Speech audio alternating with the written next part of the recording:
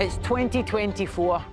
The gap between the haves and the have-nots, private and public, the rich and the rest of us, continues to widen. Dying's no problem nowadays. Living's a bleeding problem. I'm Darren McGarvey, hip-hop artist and author. I've written about power and poverty, about growing up on a Glasgow council estate, and I've campaigned on class and inequality my whole life. This idea that people standing up against it might lead to businesses failing. No, I'm not finished, mate. The economics fail. Today, the headlines are dominated by stories about the state of our public services, health, education and justice. We think there is like an immediate concern for their safety. The NHS is dealing with industrial action on a scale unseen. Shouldn't be like this. There shouldn't be patients up the side, either side. It's an absolute shit show. In education, the attainment gap between the wealthiest and the poorest pupils has barely changed in years. Lots of families are struggling. We're trying to do whatever we can to just help. And a creaking justice system is failing both victim and criminal. Kids are going out with knives and weapons to protect themselves. In this series, with frontline access to our hospitals, we don't actually have enough room. You want to take that? Okay, you don't mind, thank you. No, not at all. schools. We empower our kids and we say your voice is just as important as anybody else's. And prisons. Probably know something in here. Hell, how you doing, wee man? I'll be exploring just what can be done about the state we're in.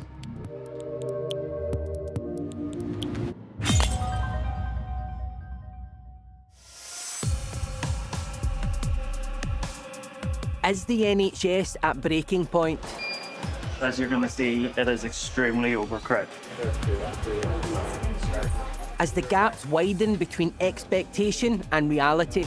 Wow, unbelievable. It shouldn't be like this. There shouldn't be patients up the side, either side, but nothing like this. Hospital gridlock, falling GP numbers and an overwhelmed social care system. Actually bring you down and show you the process if you want. The NHS was set up to be free at the point of use, but what does that look like in 2024? This is our ambulance bay. Unfortunately, some of them can't get offloaded because we are so busy. Sorry, 1 second. Sorry, I just need to speak to these guys. You have 5 to see here. These are new additions here. When did you arrive here? Tuesday, I think it was. What day is it?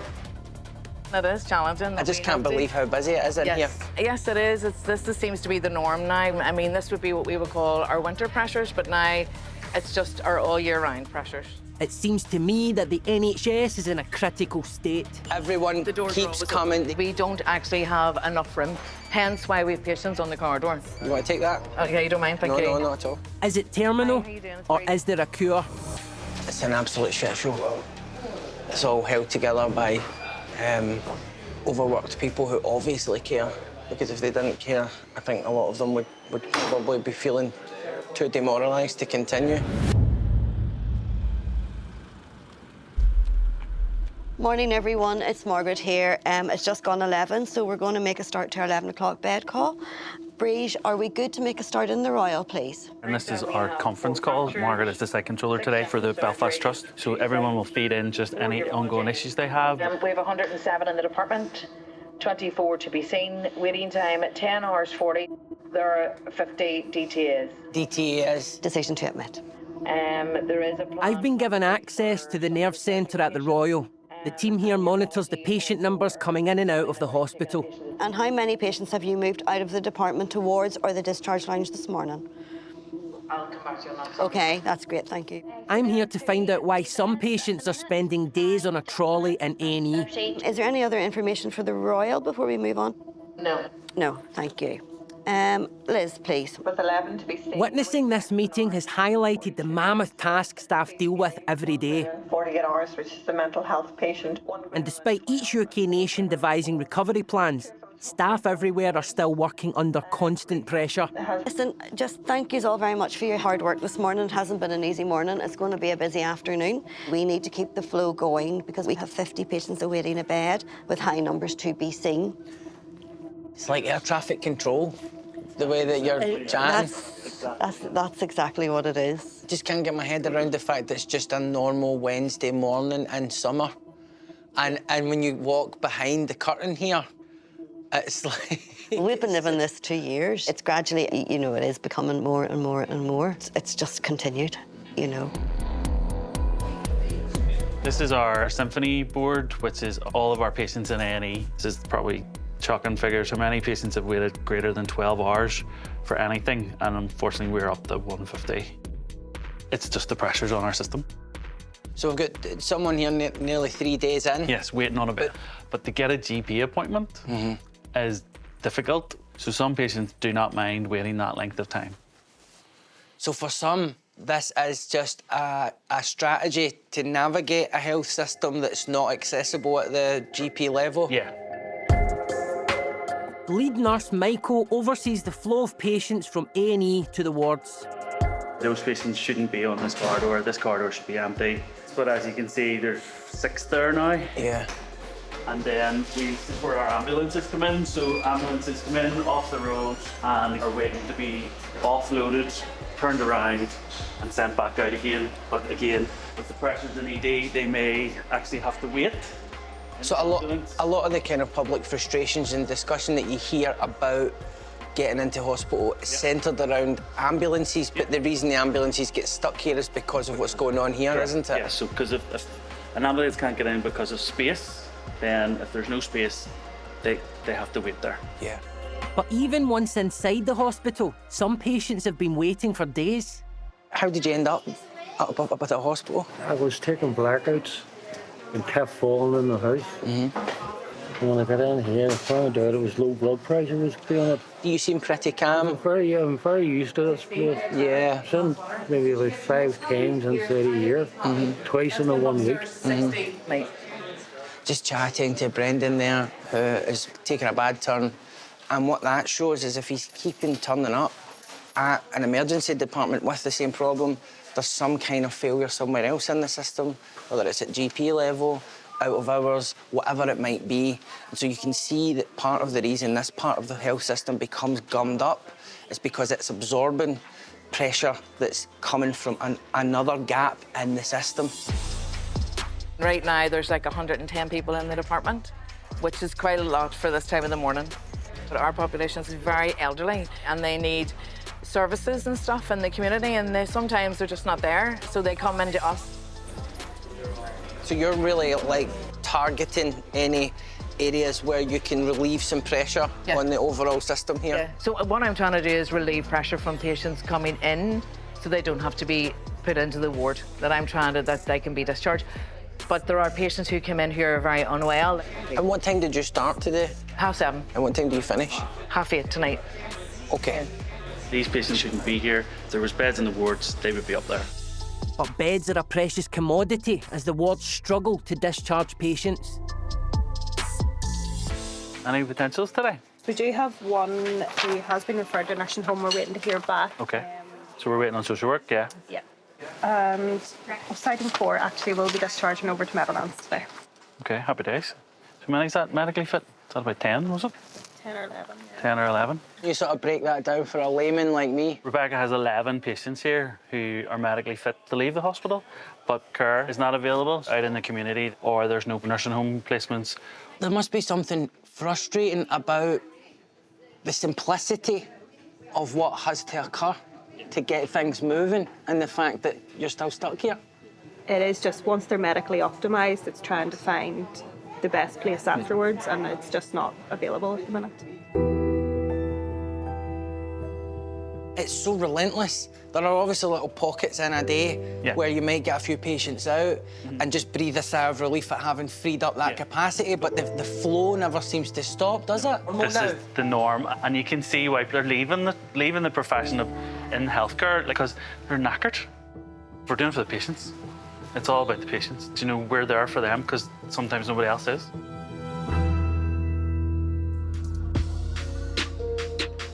That made me think of a relay race. And it says a lot about decision makers and what they expect. Because ultimately you're asking people to run that race without the proper footwear. with relentless obstacles in their path. You're turning the lights out in the stadium and maybe playfully throwing shards of glass in their path, all while reminding them, do not drop the baton. The only reason I think that this system still works is because those decision makers know the people who work here really care about us. My time in Belfast has shown me that one of the big issues impacting beds in hospitals is that there's often nowhere for patients to go. Which brings me to social care.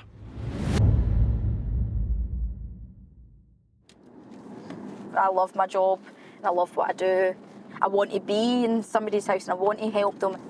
As soon as you go into that supported person's house, that's when the serious side has to come out, just looking after them. Well, it depends whose house you're in. Yeah. I have a sing-song with most of the clients, if I'm being honest.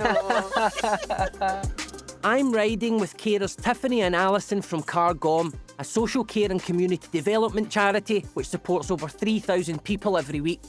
All the news coverage about care workers, and I was just expecting you to just be kind of justifiably miserable and grumpy. Oh, definitely not. Like that. You're obviously getting paid a fortune then. No. You don't do it for the money. I don't know. I don't as well.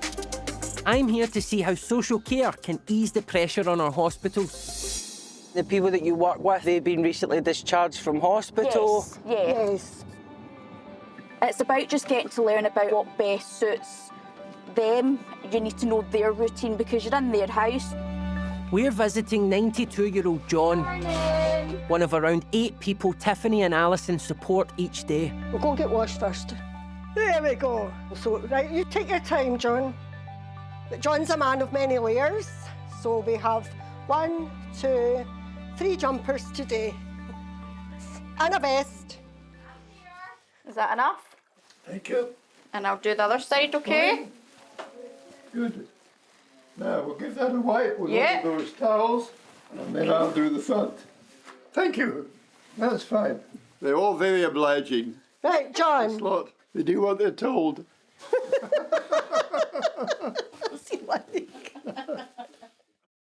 You're going to disturb my lovely coiffure. Yes. We're coming out with the words this morning. I want to ask John about his routine. Oh, you've got someone else here. Hello. Hello. But as he's hard of hearing, I am Darren. he's asked me to use his trusty notebook. It goes very smoothly, really. They come every day for my getting up, for this washing and the dressing, and then they come every night just to see that I'm bedded down properly. But I found that that's so helpful. Seeing these two at work is a great demonstration of how social care should function. Well, I'm looking forward to getting on the telly and telling everybody to chill out. There is no care crisis. False alarm, guys. You're going to be popular. But in reality, this is the exception rather than the rule. Oh, that was the best. Perfect. Whilst all 4 governments have made promises of investment and action, across the UK, there's a chronic shortage of care like this.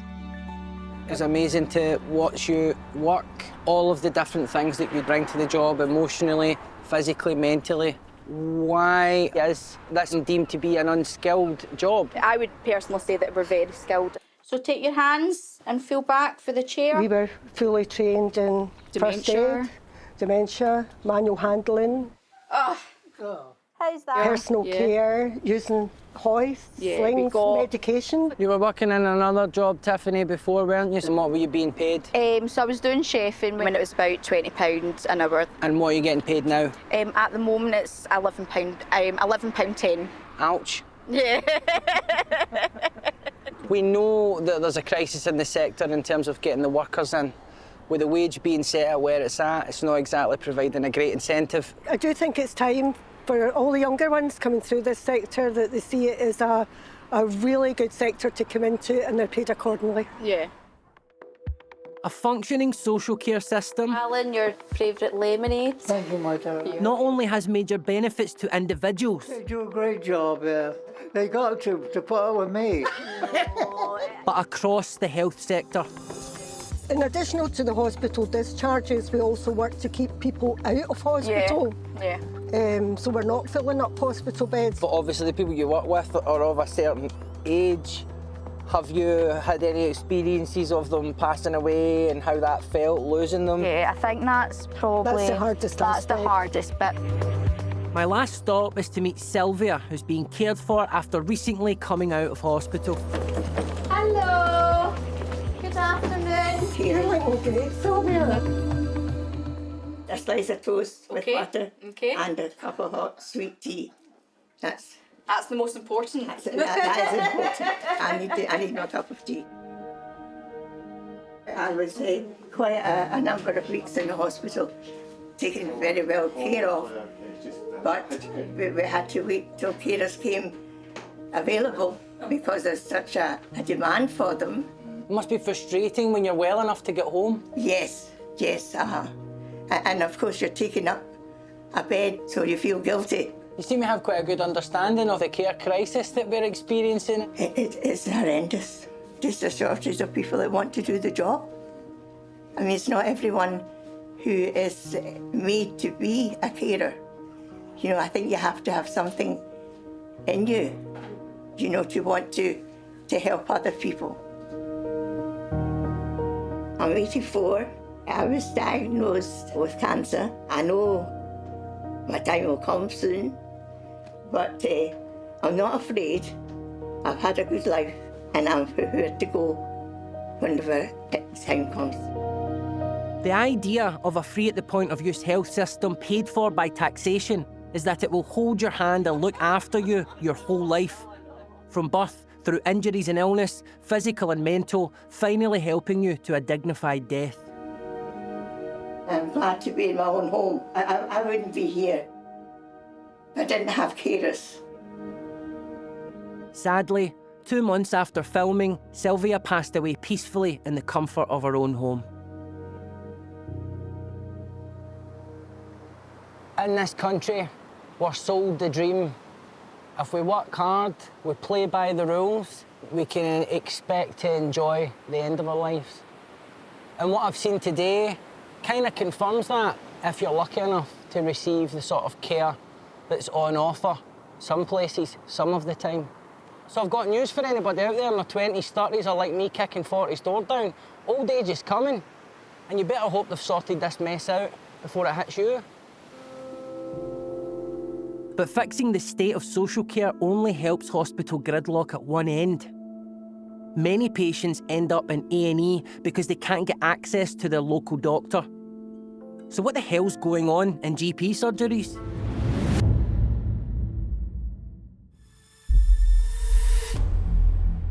People get angry because they can't get an appointment, but you're working 10, 12, 14 hours, bombarded with results, phone calls, home visit requests. It's a systemic burnout. There aren't enough of us. I've got 42 lab results sitting in my inbox. So that's 42 decisions before you start. Cancer, cardiac interventions, asthma, another one there. It's just a warm-up, really. It's a sort of stretching before you go to the gym. Dr. Adrian Baker has been a GP for over 30 years. I'm spending the day with him to experience firsthand the pressures GPs are under. We deal with the distressed, depressed, people who are dying, dementia, and people who are really scared. Oh, I see that. I see that. My arms are up. So it's really difficult juggling with limited resources. Yeah. Preserve your dignity. This is your hip replacement scar here, and this is all the bruising that's tracking down the leg now. Why is it so hard to see a GP in this country? We simply haven't produced enough GPs, full stop, and demand is through the roof. Absolutely through the roof. Adrian isn't exaggerating. Across all 4 nations, GP numbers have declined, whilst the number of patients has increased. It was swollen. And I tripped and I came. I have no idea what's really causing it. So you got bad chest then? Yeah, still. For some GPs, that becomes unmanageable. So either they retire cease working for mental health issues, and in the worst case scenario, there have been a number of suicides because they don't feel they're doing a good job and blamed workload pressures, and I think that's an appalling situation. I'll just check your peak flow. What you're describing is what's called trigeminal neuralgia. Recruitment plans have been set out by policymakers to address the acute shortage of GPs. Your latest diabetic level on its own might just account for your abnormal liver test. Okay. But a shortage of trainee doctors and GPs cutting their hours or retiring early. Okay, you pop your thumb on there. Mean we're still years away from meeting these targets. Even with my hearing aid in, I can't hear a thing. Okay. It's all right with the wife, you know. You'll be I don't put that in the jelly. Thank you very much. But more than his hearing he'll be losing if I think we so, if that broadcast goes on. that. Yeah. Hi, come on in. Adrian has just 15 minutes with each patient. That's actually 5 minutes more than most GPs. So, I have another skin lesion that I would like you to look at. of course, yeah. That's okay, good. Yeah, I mean, I think, is it bled at all? No, but it's sore. Yeah, it doesn't look specifically like basal cell skin cancer, but we've been fooled by that before, so it's a good idea to remove them. And I do have a gap in a month's time. You still working, Julie? I am. Yeah. Yes. I'm a staff nurse. Where are you at the moment? Amy Raigmore. How's it going at the moment? Same story, no beds. People sleeping in excess of 12 hours in the department. It backs up back down to the community because so many people are sitting in hospital beds. Yeah.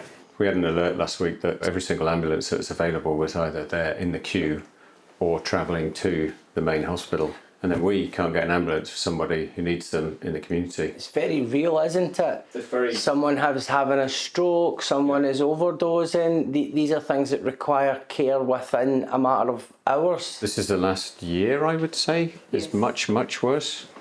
It's been worse down south, but it's gradually moved its way up to Highland. It's definitely the worst it's been. Thanks very much for seeing me today. All right, no, that's a pleasure. Thanks ever so much. Take care, good luck. She's 73. Really? Really. Wow. And still working. So that's a dedication of the staff in the NHS. With a growing need for GPs, telephone appointments have become increasingly common. We're in the process of dealing with 93 out of 106 calls. And Adrian doesn't need me distracting him. 5 people have died in there. Chatty Darren McGarvey was distracting all the doctors, asking his impertinent questions. Quite right. Can you just describe his behaviour a bit more for me? Have you tried anything else for it? I've actually booked for 4:15. On a quiet day, we'll have 100 urgent calls. On a busy day, we'll have up to 200. Sounds like you're absolutely at a loss. Is work the main goals of your hospital? Some of these can be 2 minutes, some of these can be 20 minutes if you've got someone breaking down, severely depressed on the other end of the phone. Are you having any suicidal thoughts at all? You're on antidepressants as well. You've obviously had an awful time. How long would you like off? That's no problem at all. We are everybody on best behaviour. This is Darren who's with us. We're just getting a quick coffee. No coffee. You're joking? I'm not joking. This is a catastrophic disaster. Coffee has run dry. You're being dispatched. Stop twitching at this rate. Are you all going to run away? Can you not just sit and talk shit with me for 5 minutes? I'm really sorry, but I'm the emergency doctor. Oh, no problem. Take care. Okay. When you actually see the amount of stuff that's going on, it puts into perspective the fact that every time you actually get to speak to a GP, it's like a miracle in the current context that someone has actually got a hold of you. It's like a shaft of sunlight coming down. Yeah. Oh, someone's interested, they care. That's nice.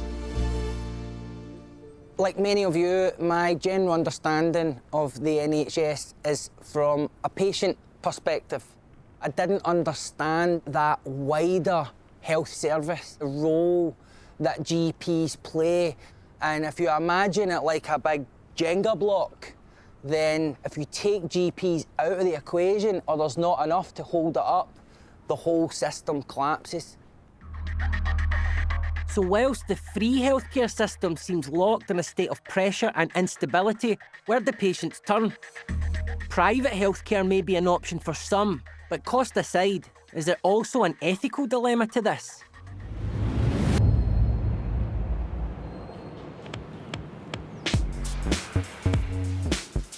The right to free and universal health care is a point of national pride, an emblem of what it is to be British that renders the whole notion of going private deeply offensive to our patriotic sensibilities. Or is that just me? Around 11% of the British population have some form of private medical cover, but in recent years, there's been a marked increase in people crowdfunding for treatment. So I'd like to find out exactly what you get when you go private. Hello there, my name's Darren McGarvey and I'm here to see Dr. Ghosh. Yes, that's fine. Do you want to take a seat, Darren? Do you want a drink or anything? Coffee? Coffee would be great, yeah. Latte, Americano, or... Go for a latte then. This feels like a kind of spa treatment lobby. It's a totally different vibe, man. Wow. Thank you very much. It's nice coffee as well.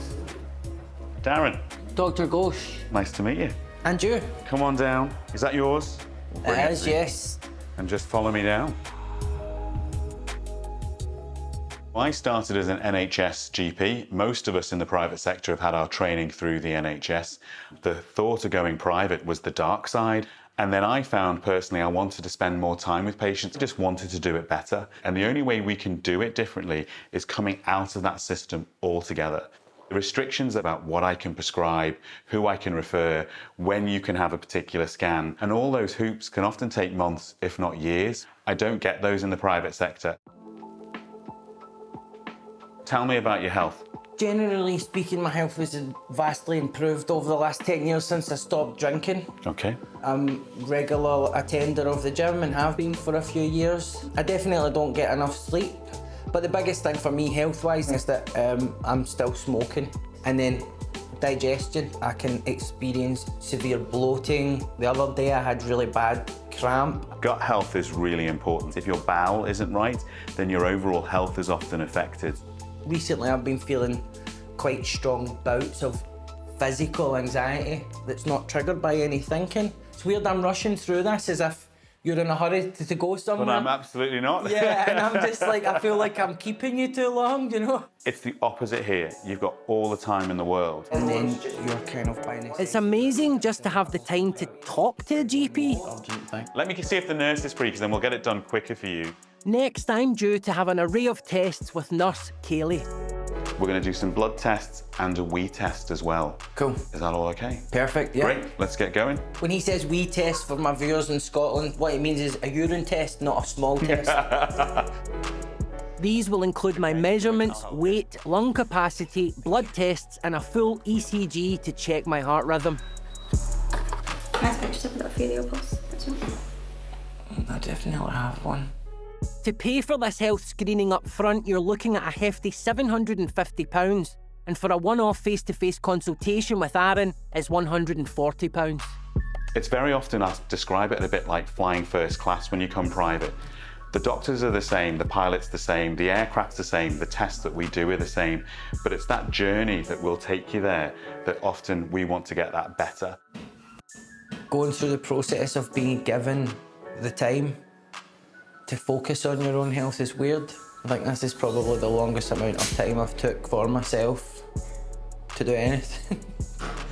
Things have changed quite rapidly. Pre-COVID, most of the patients were high-flying and corporate international patients, footballers. 2 needles in, I'm not even bleeding. Maybe that is a health problem. Because the NHS is overloaded, we've got a lot of patients coming through the door. They're now coming first choice private as opposed to even bothering the NHS.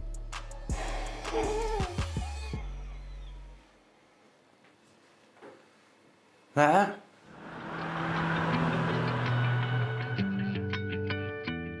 Two weeks later, I caught up with Dr. Ghosh on a video call at home. Hi. Hello there. So you see it, the first page is a snapshot of your health on that day. As you can see, 80% of your health was absolutely brilliant. A lot of these things being in the optimal range, that's a direct result of action that I've taken in my life. It's an amazing sense of achievement Then we come to something that we have picked up, because you've come back positive for something called H. pylori, and if left unchecked, it erodes away the gastric lining of your stomach and it causes stomach ulcers. It's a really treatable, curable condition. It's a simple course of treatment, and that should go away for you. It's like looking in a crystal ball, this, isn't it? I think medicine in the future will be very much a monitoring thing as opposed to a reactive thing, and we'll just keep checking you and monitoring you. Best of luck. Thank you, doctor.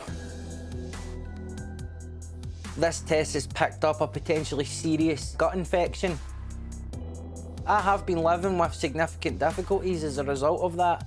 Now, most of these tests are available on the NHS, but Dr. Ghosh was sort of indicating some of the inadequacies in my treatment with the NHS, things not getting picked up. I felt quite defensive about it, and I think that speaks to how deeply rooted this concept of the NHS is in the UK psyche, and obviously I mean all 4 nations of the UK when I say that.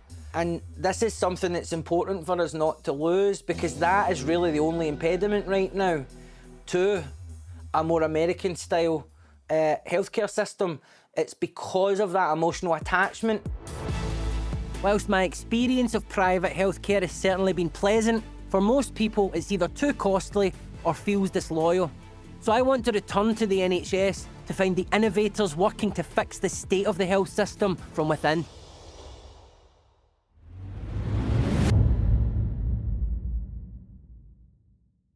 Right, okay, so good morning everyone.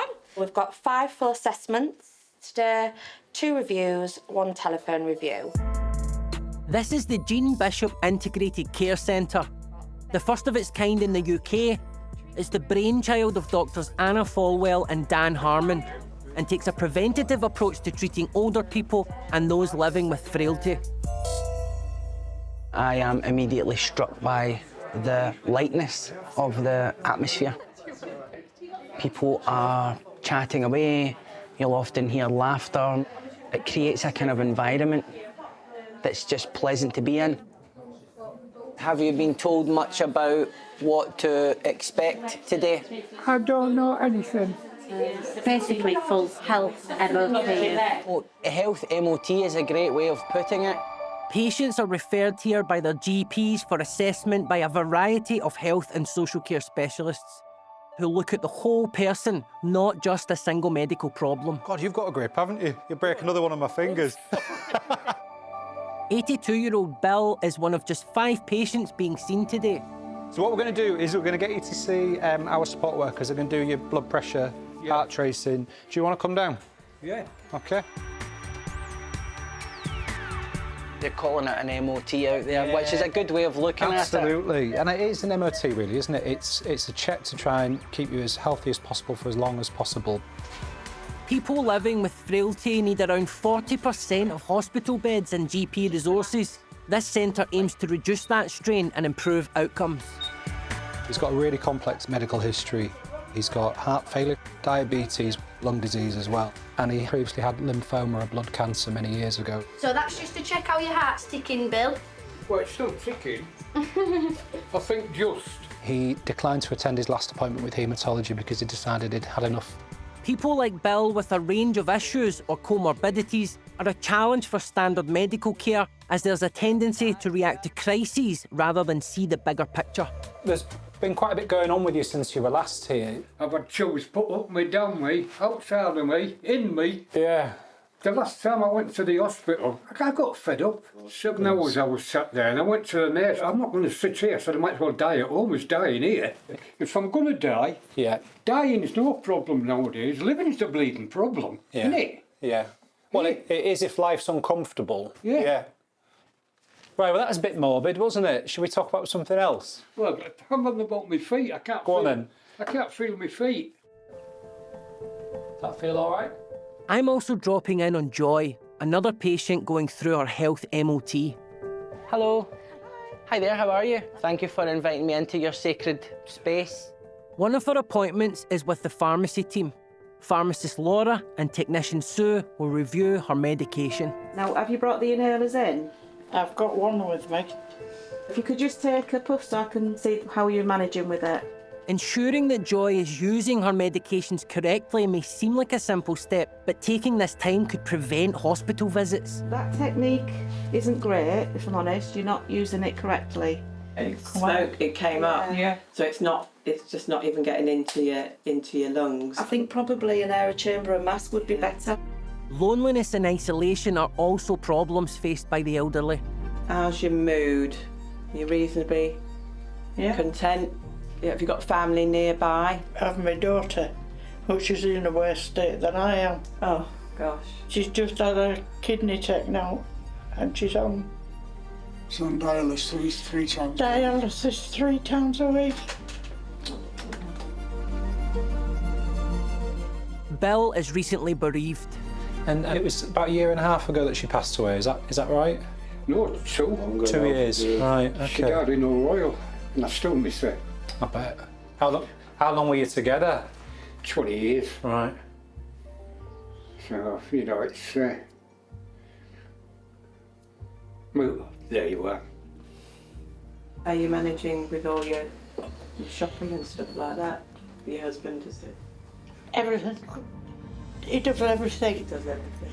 He does the cooking, the cleaning, the washing.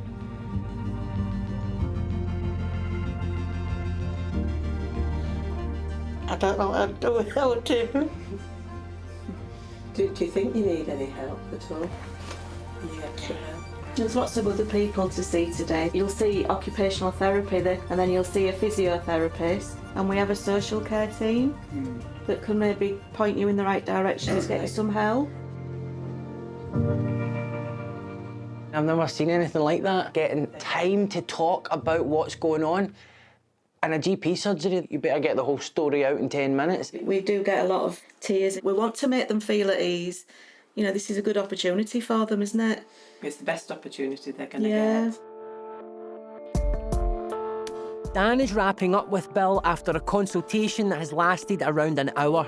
Listen, I'm going to ask you a difficult question, but I think I know the answer. Do you still feel that life's worth living? Yeah. Yeah, I thought you'd say that. I'll never give up. No. I mean, I have to say that I think that you're doing exceptionally well. We've got other team members here today. We've got the physios, the occupational therapist, the social worker. So we'll whip you back down to the waiting area. We'll get those bloods done. So I'll just unlock. Oh, sorry, your drink's gone cold. We can get you another one. And on paper, I was expecting, you know, pretty much just a coffin to be wheeled in. So I was quite surprised, you know, by the positive mental attitude that you've taken to a lot of these problems. Yeah, I feel good. I like coming here. They're very nice people. The doctors, the nurses, they're absolutely beautiful. They're better than at the bloody hospitals and that. It seems that the approach here is not just looking at extending life. You really do zoom into the finer points. How does it feel to know that you're making that sort of impact? Because you could just fire out the prescriptions and just be on your way. We've got a real opportunity to deliver care differently. We recognise that if we deliver care in the way that we always have done, we just jump between episodes of crisis. So I feel, and the feedback from the patients is that when they attend somewhere like the Jean Bishop Centre, they feel valued, listened to, respected, and you know what could be more satisfying as a clinician than that. And this preventative model isn't just complete fantasy. It's estimated the centre has already saved the NHS millions. So could this model work across the UK? Brilliant experience having a look at this integrated care model. Well, what you're seeing here is an insight into a different type of culture. And I think ultimately that is the way that we should be heading. For me, it's a kind of no-brainer.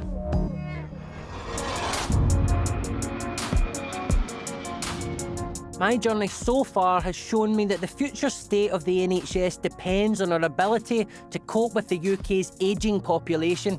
The failure to tackle the problem is leading to overworked GPs, crowded A&Es, and a shortage of hospital beds. So I've travelled to Denmark to visit a project that's taking a fresh perspective on old age.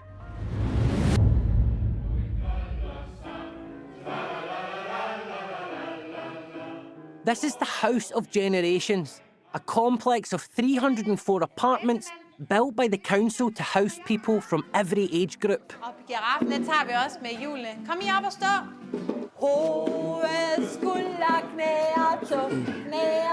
This weekly music group in the building's rec hall brings together the oldest and youngest residents.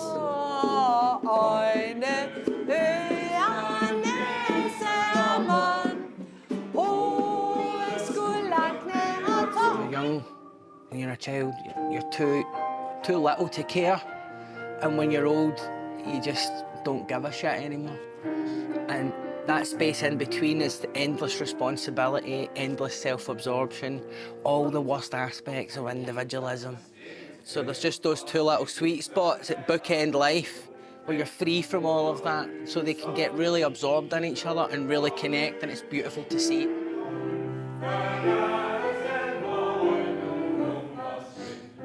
"89-year-old Mads lives in one of the retirement apartments with his wife."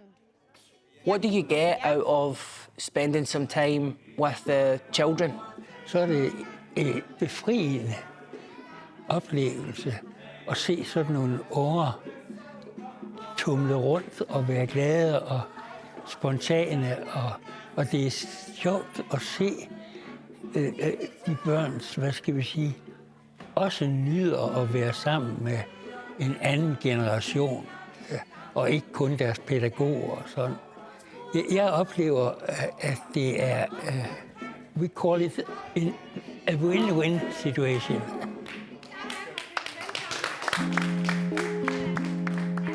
After the class, I caught up with the manager of the house, Christian. Can you just tell me what the concept is behind this place? The Generation House is a combined welfare and housing project. People thrive when they are engaged in relationships with each other. Hi, Børge. You are welcome here. Børge was the one who took the initiative to have volunteers manning the reception. Ah, It's wonderful. Excellent. Yeah.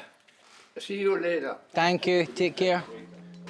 Yeah, so the Generation House has altogether 304 apartments. Nursing home apartments, senior apartments where you receive home care, apartments for people with disabilities, youth apartments, and family apartments.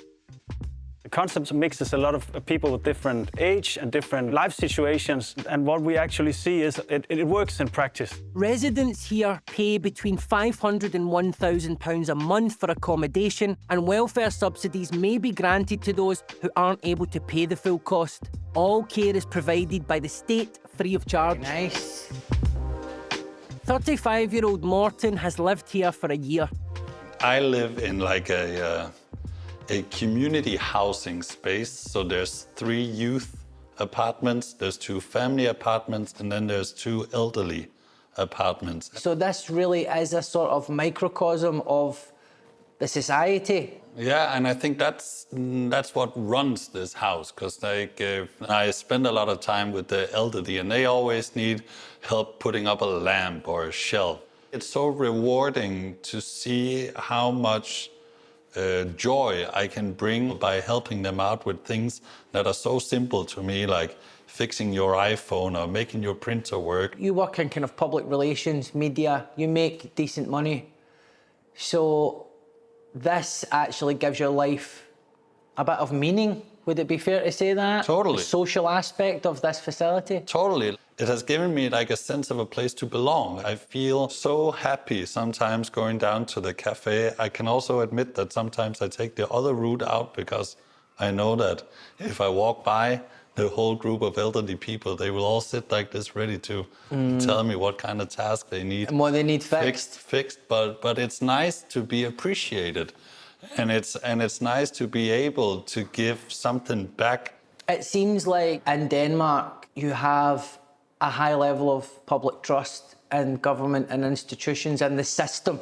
You have to be willing to invest in your healthcare, in your schools, in these public institutions that create the foundation of your society, because that's actually where the whole trust in the system comes from. As I spend more time at the House of Generations, I realise that living here is a two-way street. Morton's life is enriched by being here, just as much as the older generations are. 82-year-old resident Yuti has offered to show me her apartment. Goddag. Så. Har du ikke været i børnehave i dag? Nå, du har snart. Ja. Hi. It feels more like a hotel or like a university campus/apartment building. Oh, wow. Kom ind. This is your house? Det er mit house, ja. Wow. Ja. Beautiful. Virkelig beautiful, ja. Jeg er jo nødt til at vise dig mit barskab. Ja. Det er barskabet. Det er fordi Morten er vildt fascineret over, at jeg har portvin og sådan lidt der. And this is the Skal vi gå på badeværelset, vi to? Ja. Wow. Wow. Wow. Luksus. Yes. All modified, easy to get around. Ja. Altså, vi er jo prøveklud, fordi vi er det første generationernes hus. Mm. Og så hviler man sig lidt op af os, om det nu fungerer. Og det gør det jo. Derinde bor der en ung mand fra Norge, helt op fra Kirkenes. Og når jeg møder ham ude på trappen, siger han, hvordan har du det? Er der noget, jeg skal gøre for dig? Skal jeg gå byærner for dig? Det gør man jo ikke i en pensionistbolig, hvor man bare går ind og lukker sin dør. Det er det, der er så dejligt her. Det er det. There is a feeling in the UK that getting old is something to fear, something to dread, because we don't have the support system in place to take care of our elderly. But you seem to be really enjoying life. Jeg er altid glad og tilfreds, og glad, når jeg står op om morgenen, fordi der sker noget i det her hus, dagen, hvor vi mødes, og vi strikker, og vi snakker, og vi drikker kaffe. Og om onsdagen er vi til fitness, om tirsdagen er vi på det grønne gulv, og om mandagen er vi til fitness. Det er kun fordi, det er hernede. Og det er livseliksir at være her. Jeg skal se altanen. Just on about, man. I skal ud og se vores altan. Before I leave, Yuti wants to show me her favourite part of living here. Det skal I ud og se. Wow. Yes. Wow. Gorgeous. Er det ikke flot? Can see why you like it here. Yeah. Yeah, in the UK, you got to be rich to get a view like this. Det er vi ikke, men vi har det. And there's the key. To understand House of Generations, you first have to understand Denmark. I've only been here for the day, and these are some things that I've noticed. You've got fathers on 9 weeks paternity leave, firing newborns about in bicycle baskets, on mile upon mile of cycle lanes peppered with free, gender-neutral toilets. This is not just about old people getting the bare minimum that they need. This is about recognising what older people have to bring to the rest of the community and really just creating an environment that facilitates human beings to act in the most natural way possible, which is just to connect.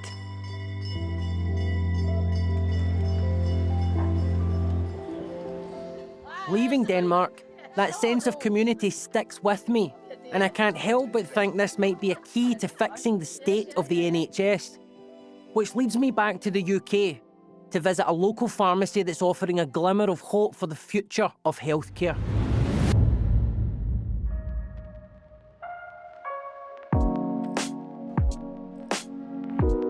The shops that you can see around me here are pretty standard fare for most working class communities.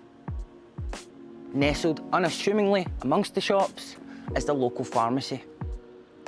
As well as dishing out around 20,000 prescriptions a month, it's moved way beyond what we think of as the chemist down the road. This is Cadum Pharmacy. This is tables and chairs outside the chemist. I'm like, this is too friendly to be a pharmacy. Do you know what I mean? It's a modern prescribing clinic with 24/7 collection and on-site medical treatment. Wow. Awards for doing real stuff. Kind of puts BAFTAs into perspective. The pharmacy is run by Bernie, an independent prescribing pharmacist who's been working in the community for over 30 years. Good morning, Oh, hello there, how Darren. are you? I was just kind of taken by the sort of warmth of the place. Like most pharmacies, her primary business is in dispensing drugs. Morning, everyone. Morning. And she's got an innovative way of doing just that. This is our daily workload. When it comes across, she'll scan it in, and it's a bit like doing your shopping. The barcode knows the medicine. And then when she hits confirm and finish, it's all good. Hello, I'm Max, the Medibot. Yeah. Brilliant. This is far from the pharmacies I'm used to seeing. Wow. How long until you can just have, like, medicine delivered directly into your face by a robot? Or any other orifice, for that matter? When I got this place, it was an old-fashioned pharmacy. So there was a government grant scheme at the time, and I was able to put my point over that, Mr. Government, if you give me a big robot, I'm going to open up a beautiful clinic. It operates under a policy called Pharmacy First, rolled out in Scotland in 2020. The scheme also runs in Northern Ireland, but not Wales, and NHS England plan to introduce it in 2024. We have a film crew here today. I see that. Yeah. I seen them with the camera. See that? Did you work that out? The scheme means they can deal with more advanced ailments than your standard pharmacy. Pretty good service, isn't it? Bernie has also had specialist training. 10. Yay! That's fantastic. Which means she's able to assess and treat conditions like chest and ear infections, which are beyond the scope of Pharmacy First. Making you work hard. It's a chest infection I've had, so I came in about 2 weeks ago, got a course of penicillin, but it's still not cleared up. So why did you come here and not go to the GP? When you call the GP, it suggests that many of the services can be provided by the pharmacy. I've actually used them probably 3 times in the past few months, and it just saves having to wait for an appointment with the GP. Great, so they understand that this service is here and it can kind of alleviate demand on the doctor. You just come here. Case, yeah. Yeah. We have the same guidelines that we do as a doctor and the nurses that work in the GP practice. And then what will happen is we write to his GP so it lands on his medical record, so everybody's in the loop. This is really quite new. It's independent prescriber pharmacists like myself going back to university, getting ourselves educated further so we can put our hands on people and, you know, really examine them. And it's just as my skills grow and I get more competence, then I can offer more services to the public. Okay, so that side there, there's just a little bit of noise. Other than that, the chest is making good improvements. But because there's just a little bit of crackle there, we're just going to extend his course by another 3 days. And this is actually saving the GP another appointment. Sorry about that, that's the door. Okay, thank you. Oh, they were just... There it is. Goodness me, eh? There you go. That was very quick. So. Chap, chap, chap, there's your stuff. There's the door, what's your hurry? While on shift, Bernie is called into action when one of her regulars shows up at the pharmacy. Margaret, what happened? Look, but I think I might need to see the doctor. Oh, I think we need to get you in now. Come on into the clinic and I'll make a quick phone call. I'm sorry for being a nuisance. You're not being a nuisance. You're never a nuisance. Look at Margaret's eyes. Same here, I think, right? My mind must have went blank. Blank. Hair went on fire. Hair went on fire? We've known Margaret a long time. You're okay. I didn't mean it was an accident. It was an accident. It happens to the best of us. That's what we're here for. I just feel my eyes getting worse. I think it's getting worse, eh? So it might be fluid or something. It looks like fluid. Will you have a wee seat so I can help you, darling? Well, you're the one that needs the help today. We'll see what the doctor says. They're the experts, eh? So we'll just get you to the right person. I'm the expert. You're always good for me. Stuff, eh? And you know that. Right, let me phone them and I'll send them a wee... Is Laura had her baby? Yeah, she had a wee boy. When? Oh, June. He's just about 5 weeks old. Right. Okay. Because Bernie and her team know this community so well, vulnerable people like Margaret have a safe, welcoming place they can seek help. Hello. Yeah, I seen you come in. I was wondering what had happened to your eye. It looks sore. It's like my mind's went blank. And this time came my hearing was on fire. And I thought, with me mental health problems, they might think I've done it on purpose. She's come in to collect her tablets today, but her eye is like almost closed now. It's like almost looks like burn blisters, massive ones. Do you want to have a look at them? No, it's just out with my scope. She's good. So the rest of them are really good with me. What is it that you find is special about this place that you feel so comfortable Just to come as in? they're a friend, when I could hear a laugh with them. Her eye's almost closed. It's not an optician, I think it's a GP thing. Well, if I get it wrong, you can give me in trouble. But I'll make sure that I get the carers and we'll get her down there for 11. There we go, that's your tablets, darling. You can sit out in the chairs outside and have a fag. Right, that's fine, okay. The lady's on medication, which kind of sometimes makes her a bit tired. She was having a cigarette. She's ended up her hair on fire, right? And this happened a couple of days ago. That you? She's come in, Bernie realises that the issue is beyond her expertise, so she's escalating it straight to another service. Right, have a wee seat. But also, Bernie's given a lot of extra context. Her vulnerability, mental health issues, Have other a wee seat, medications yeah. that she's on. And so ultimately, Bernie's using her charm and her knowledge, while at the same time advocating on behalf of the patient. With Margaret's carer now with her, she'll be looked after for her trip to the local GP.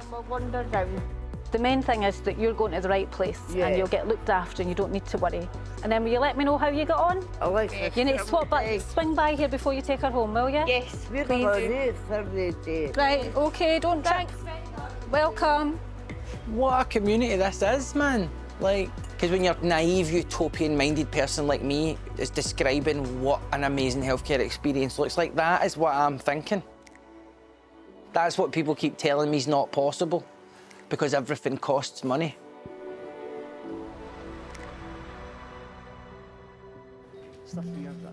It has been an amazing surprise to come here and to find not only a clinic and a pharmacy, but world-class healthcare.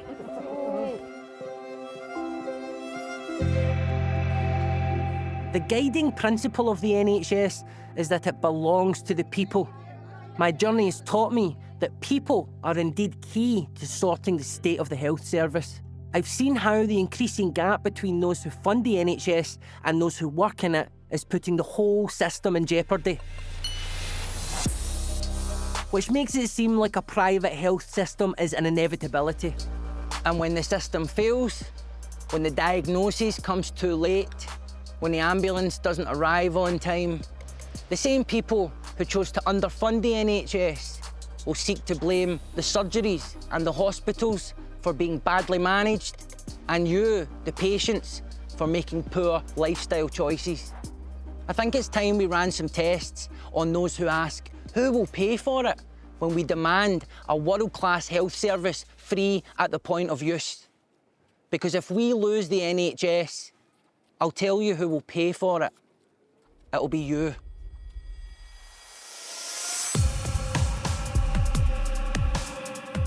How can early intervention in healthcare change the course of a person's life? To find out more and to watch my exclusive interview with the Open University, go to bbc.co.uk/Darren McGarvey and follow the links to the Open University.